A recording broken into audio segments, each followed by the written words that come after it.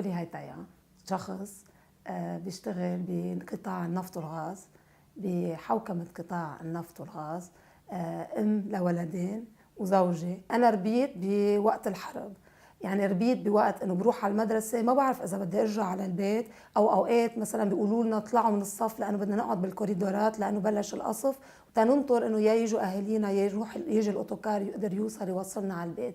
فكان عندي دائما اسئله كثير كبيره انه ليه هيك، انه لانه بحس انه هذا مش وضع طبيعي. فكنت اسال دائما الوالد انه ليه هيك عم بيصير، يعني ليه في حرب، مين المسؤول عن الحرب. وهيك بلشت الحشريه تبعيتي انه لا، مش بس حياتي هي البيت والمدرسه واهلي، ولكن في امور تانية، انه في عالم خارجي بيأثر على حياتي، وبالتالي لازم اعرف شو هو هذا العالم، افهمه. وهيك بلشت حشريه انه افهم بالسياسه اكثر.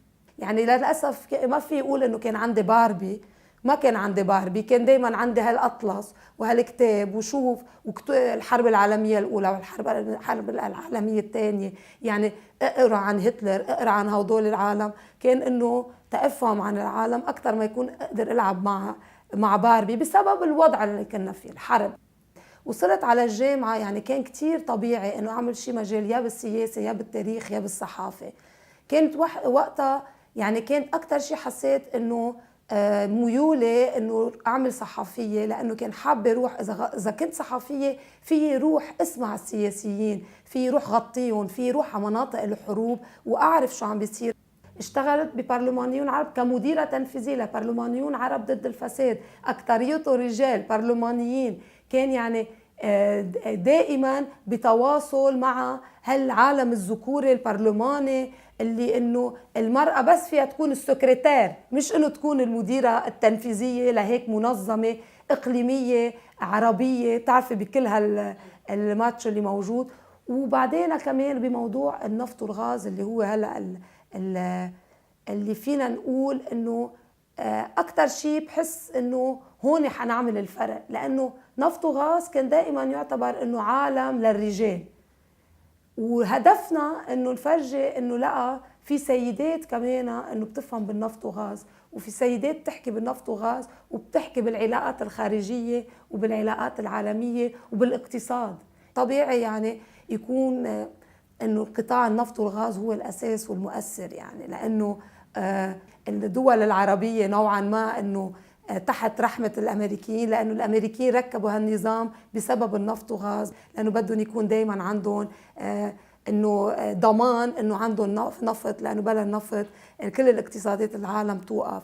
أنا عم بشتغل صار لي 5 سنين مع بهذا القطاع كتير عن قرب بلبنان، وعم نشتغل مع الهيئات اللي هي المسؤولة عن هذا القطاع، وعم نشوف الشغل الحلو. بيبقى الممارسة، وعلى الممارسة قبل ما أعطي، أنا قبل ما لوم الحكومة أو المسؤولين وأقول إنه هن، أنا في مسؤولية على الشعب اللبناني. يعني في مسؤولية بده يضل هو ما في، يعني ما في يقول إنه لا عم بيسرقون وابرم ظهري وامشي، لا. إذا عم بيسرقون معناتها لازم نعمل شيء، إذا بدهم يسرقون معناتها بدنا نعمل شيء. بدنا نماذج سيدات تنزل على البرلمان صوتها يكون عم بلعلع، وقت يكون في جلسات مساءلة، وقت يكون في جلسات مناقشة البيان الوزاري، ما تعطي دورة لحدا، لا، ما تعطي دورة لرئيس الكتلة أو لنايب تاني أو لا، هي بدها تطلع، بدها تحكي، بدها تطاحش، بده يكون عندها رأي، بده يكون صوتها كتير عالي، بده يكون عندها مواقف. هيك وقت تعمل السيدة بتصير تخلي الفتيات اللي عم يحضروا يتمثلوا بحدا تيتحمسوا انه هن يكون عندهم مثل اعلى يحتذوا فيه، يقولوا انا بدي اكون مثل هيدي السيدة. وهذا اللي عم نحاول نعمله. يعني ما فيك تغيري عقليات بين ليلة وضحاها.